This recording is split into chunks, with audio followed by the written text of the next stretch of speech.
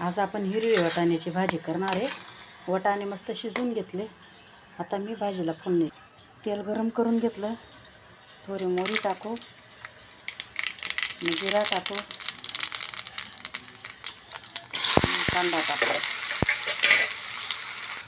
कांदा मस्त गुलाबी होऊन गेला। आपण आता त्याच्यात टमाटा टाकू।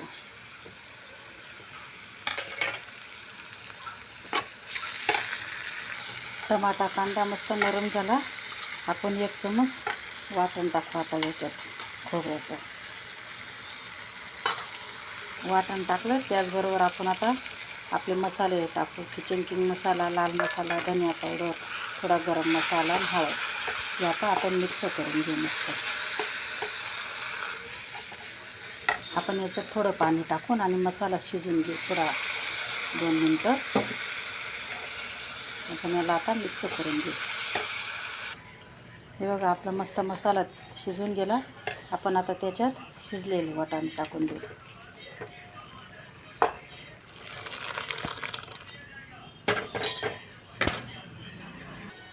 चवीपुरतं मीठ टाकू। आता त्याच्यात आपण भाजी मस्त उकळू देऊ आपण 10 मिनिटं। 10 मिनिटं झाले, आपली भाजी तयार झाली।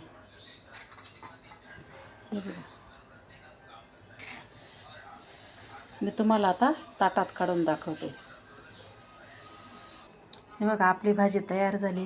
हिरव्या वाटाण्याची भाजी कशी वाटली ते कमेंट करून सांगा। अशी भाजी करा, लाईक करा, शेअर करा, सबस्क्राईबर करा।